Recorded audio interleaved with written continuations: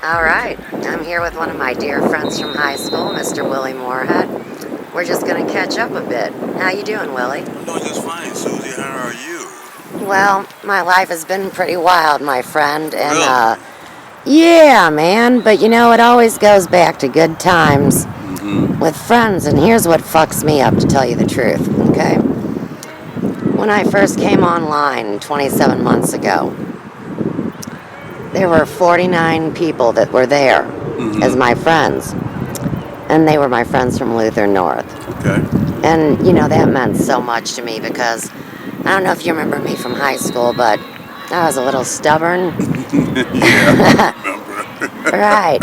Well, I said I was never, ever, ever going to get online, never be on the computer because it was the devil. All right? And I got recruited, and we'll talk about that maybe later, but I was recruited back in August of 2014 to come online and tell my story in hopes that it would help heal people's traumatic wounds going all the way back to childhood. Okay. Yeah, so here's my Luther North friends, okay, and here's my problem, Willie. Mm-hmm. You know how so many people have to give themselves away, whether it's to keep their job or to make their spouse happy or whatever it may be. Mm-hmm. I feel like I don't have a lot in common with the people that are dearest to me. And so sometimes I feel bad that I don't have a lot to say on Facebook, Mm-hmm. but I think I've tripped some people out. I make some pretty, I don't know, I'm pretty into the anti-media, you know what I'm saying? You're not saying you're a dislike more than like, are you? I'm gonna say that, like, say my friends from back in the high school days, they knew I was wild, they knew I was fun.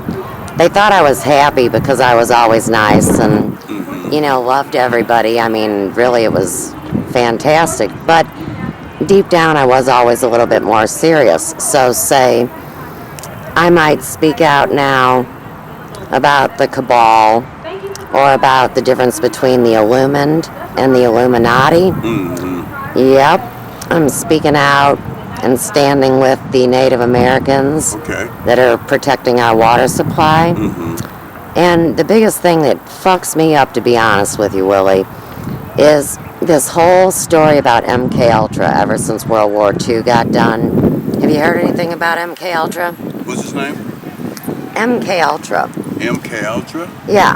Not familiar with it. All right. Well, it was a mind control program that the military used after World War II. I seen you post on that. Yeah, it's kind of a trip. So say, like, for example, when I was growing up, it was obvious to me that my mom had some problems and she really couldn't express love towards me or, things like that. Yeah. And interestingly enough, her father was the assistant managing editor of the Custer Combateer, which is an arm of the Stars and Stripes that was coming back from World War II. Okay. And he knew a lot of the secrets since he was the secretary that worked for all the generals. Mm-hmm. Some people believe, Willie, that World War II never ended. And say, for example, that we don't even have human rights here in the United States. Our Constitution isn't holding up for us.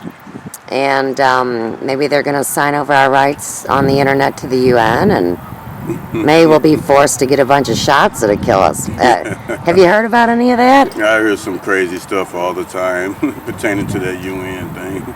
Well, you look like you've kept yourself. I mean, I could tell from the time I saw you. Mm-hmm. You was still my friend that I knew all those years ago. Yes. How did you not get pulled in the box, Mr. Moorhead? I can't say I didn't get pulled in the box, I've had that lifestyle, whereas, I hid a lot of inner feelings as well, I've always tried to smile and make people happy. Matter of fact, was making more people happy back then. I was keeping myself happy. And I went through a lot of transitions once I left out of Luther. Some things I haven't discussed with anyone. People may even know about it, but I haven't discussed them with anyone pertaining to my classmates because I've never really trusted anyone outside of my family to discuss internal problems, because always people have the ability to judge you and categorize you in whatever thought process they want to put you in. So therefore, I've always been protected. I've always protected myself from other people's feelings, as to say, because I'm the type of person that I worry about what people think about me. Right. You know, and I had to learn to grow out of that, as to say.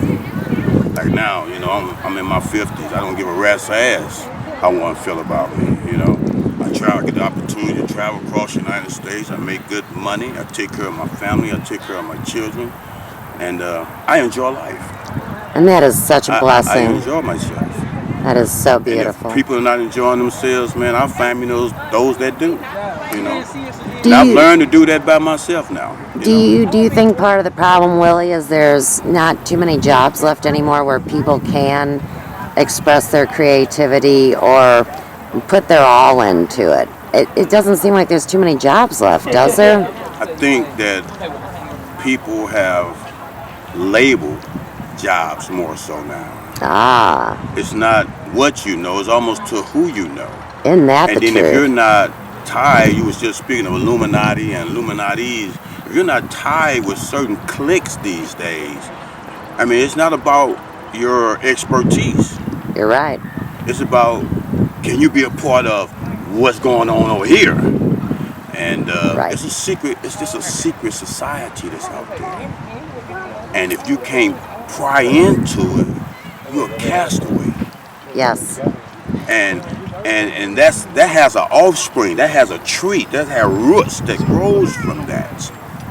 And that's why it's hard, you know, to get jobs these days. Yeah. That's why it's hard to get decent jobs these days, because you're suppressed to a certain amount of exposure. Yes. You know, you're not going to be exposed unless you become a part of. I choose not to be a part of. That's why I've always been a castaway, because I choose to not be a part of. I mean, even the people that's up there now, I choose to not be a part of, even though we're good friends and everything. Right. But I choose to not be a part of, because sometimes you can have a feeling that you will feel like you're a castaway. I don't like that feeling. Let me ask you something. Would you reckon that to a statement like what Christ made, which was be of the world but not in it? Yeah, I can refer that to that like that. Be of the world but not in it. You know, because the world is ours. We have been given all the gold and silver amongst the land. That's ours. The Lord give us that. However, when you got that spirit that moves across the land and lock you out, then you may not. Then you may not be you may be a castaway. Right. But it's all about it's choices. You gotta make choices. You know, like I said, I choose to not fit in. I choose to be myself. Whether the next person like it or not, everybody's not gonna like you anyway. And that's something that we all have to understand. Everyone's not gonna like you. We can't be cool with everybody. Well, let me ask you this then. Okay, Willie, here it is. Your nutty friend, me. I believe that there's going to be a divine intervention that is going to take place. Because otherwise, what do we have here? And we really only came here to figure out who we really are and to retain our souls. So, right, do you feel that kind of a change in the air sometimes? Yeah, I'm hoping it stays up in the air. Change is always good, Susan. Change is always good. You know, yes. When change is beneficial for you. I don't know if you follow astronomy, but we are on what's called a black moon. Mm-hmm. It would be the second dark moon of the month. Mm-hmm. And a dark moon is always a time for simultaneous endings as well as beginnings. So, at this phase of the moon cycle, And considering you and I are on the same vibration, what is it that you would like, if there's anything, to cast down at this time that would never bother you again? Anything? Yeah. I fight that evil spirit off, man. It's in all of us. This carnal flesh, man. It drags us into things, fleshly things, worldly things. That sometimes we find ourselves in a dark space. You know what I'm saying? Right. But I think this is life experiences. So I can't say I would like to cast most evil spirits out, or evil things, or things that are not conducive to the things that I want to do, which is right. But because it's all a learning experience. Mm-hmm. But if I had to choose, it'd be those evil spirits, cast them away, get them out of people's mind, get them out of their thoughts, man. Let the whole world love each other. Amen. You know what I mean? I do. Love is the only savior of the world. That's what Jesus brought, love. That's right. So if we all learn to love each other, we have most harmonious atmosphere, harmonious environment. And that's what we need for the children today. The children these days, man, are going through a whole lot. They have to make choices real quick. Not like we did. We had no time to think about things. Right. These days, these children have to make choices real quick. And it's important that the parents, that we as parents, we as, I don't want to say idols, but we as people of examples, need to set good examples. That's all. Let me share a couple things with you then, because you brought up two beautiful points. I've heard it said by wise ones that what culture should be is the adults being able to display through their experience a state of bliss, to teach these children to be able to be happy, just like what you were talking about. And the other thing I wanted to share with you on this subject is my whole life. When I would talk to people, I'd say, the devil on the one shoulder and the angel on the other. And what the real truth is, Willie, here's what the real truth is, I heard, is that we come with a guardian angel and also a demon. So, anytime that you would get depressed or angry or lose hope, that would be when that demon would be trying to invade your space and to offend your spirit.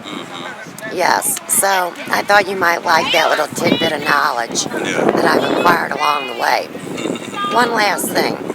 My girls, Allison and Denise, now when they were with Chrysler, they were saying how we had such a hard way to go because we had these shitty fields. And now they got the $8 gajillion setup, right? And what I said to them, and it'll be on this movie, is that really these kids have such a harder way to go these days than we do. That's what I was saying and earlier. And you confirm that. Our thing was a little slower. Yes. The things are a little faster. They're spoiled. Most of the children, they are very, very, very spoiled. We had to earn everything. Right. We had to earn everything. I mean, you had to earn, take the trash out. You had to do this just to get a quarter, 50 cents for lunch money and stuff like that. These children expect you to have $10 a day, for them, so it's a little different. I know, it's so hard. How many kids do you have, Willie? 5. God love you. I was crazy enough to have 3. Can you believe that? I got 5 kids and 9 grandbabies. Bless your heart, man. Yes, indeed. It has been such an honor to speak to you today. Yeah, it's been an honor to sit down and do this. I might get my ass in trouble, but I've done it. God love you. All right, Willie, we're out. out. I love you too, sweetie.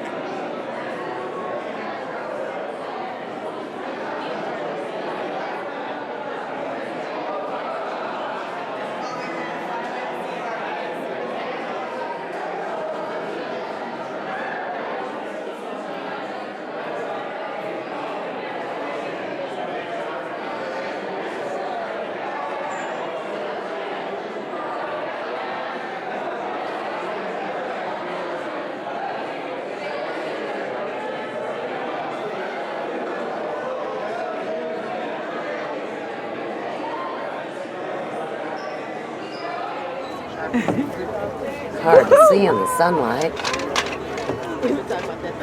And if we have all of our... Me and you and Susan need to take a picture with that. Is it in there? Well, she could do film. know, they don't have a phone for them. It's real friend having Mr. Chris, but even though he don't know us. Oh, he does too. We'll just make them feel.